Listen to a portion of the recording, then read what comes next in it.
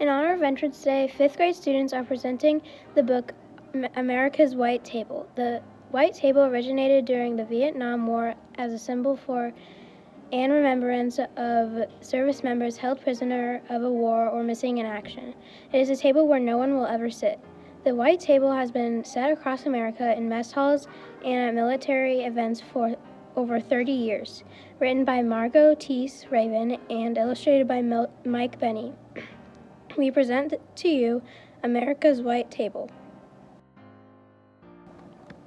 It was just a little white table, but it brought tears of pride to my Uncle John's eyes. The Veterans Day, he came for dinner and stood by it, except for one person, even though nobody would be eating at it. It was just a little white table, but earlier that day, Mama had told Gretchen, Samantha, and me the little table we were setting for Veterans Day was just like the ones that have stood across America in the dining halls of the Army, Navy, Marine Corps, and Air Force since the Vietnam War ended. It was just a little white table, but it felt as big as America when we helped Mama put each item on it, and she told us why it was so important. We use a small table, girl, she explained first, to show one soldier's lonely battle against many. We cover it with a white cloth to honor a soldier's pure heart when he answers his country's call to duty. We place a lemon slice and grains of salt on a plate to show a captive soldier's bitter fate and the tears of families waiting for their loved ones to return, she continued. We push an empty chair to the table for missing soldiers who are not here. We lay a black napkin for the sorrow of captivity and turn over a glass for the meal that won't be eaten, she said. We place a white candle for peace and finally a red rose in a vase tied with a red ribbon for hope that all missing will return someday. Mama finished speaking just as the sunlight spilled on the table and filled the overturned glass. It was just a little white table, but it suddenly made me want to burst with a feeling I couldn't explain. When Mama told us how much our setting the white table would mean to Uncle John that night. Then she told us something we didn't know. Our Uncle John, who gave us big bear hugs and spun us with airplane twirls and called me his Katie girl, Was a POW in Vietnam before we were born. It was just a little white table, but it gave us the courage to ask Mama what happened to Uncle John in Vietnam. She quietly told us his story. When Uncle John served in Vietnam, he was sent on a rescue mission, and his helicopter was shot down behind enemy lines, she began. And he and his 3 crew members were taken prisoner. One crew member named Mike had serious wounds from the crash, but Uncle John and the other men tried to help Mike get better and persuaded a guard to bring Mike medicine. Then one day, when the guard looked away, Uncle John and the others had a chance to escape, but Mike was still too sick to go. So Uncle John stayed behind because he wouldn't leave a fellow soldier alone so far away from home.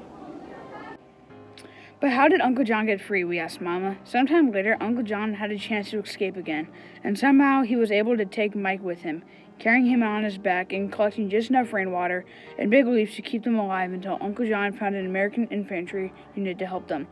But even though Uncle John did everything he could to bring Mike home alive, Mike's wounds were just too serious and he died before the rescue helicopter landed. I know that Mike was only 20 years old and he dreamed of playing football. But he loved America enough to give his life for his country when duty called.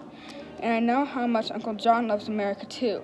But he learned when helping Mike that a soldier risks his life for a fellow soldier. Because the best of your country lives in every man and woman who would lay down their life for you too. It was just a little white table, but it needed words of gratitude like Mama's Thanksgiving meal. So before Uncle John arrived for dinner, Gretchen and Samantha and I decided to put 3 gifts of our own on the table to honor our veterans. Gretchen colored pictures of all the objects on the table, and Samantha wrote out the words, "My country, 'tis of thee," as a tribute in song. But I didn't know what I, a 10-year-old girl, could ever put on the table that was as important as each veteran's gift of freedom to me. It was just a little white table, but I looked at it all dinner long, and in the quiet inside me, I could almost hear the silent soldiers of the empty chair saying, "Remember us, please. We are real people like your Uncle John and Mike, who left families and friends, homes and dreams of our own, to protect your birthright of liberty from disappearing as easily as sunlight from a glass." It was just a little white table, but it took my words away when I hugged Uncle John goodnight and wanted to thank him for serving our country so bravely. So I just hugged him even harder and told him I loved him. Uncle John hugged me back even harder than I had hugged him. And that's when I knew what I could put on the table, my promise, to put the words from my heart into a book about America's white table. And in the book, I'd use Gretchen's pictures and Samantha's song and Mama's story about Uncle John and his friend Mike. Because I hoped that everyone who read it would set a white table on Veterans Day too, so the brave Americans the little table honors won't ever feel forgotten by the country they love so much. Then in the salt on the little white table, I traced in the grains of their family's tears what each man and woman who serves America is to me, a hero. And that's when I saw the tears of pride fill my Uncle John's eyes.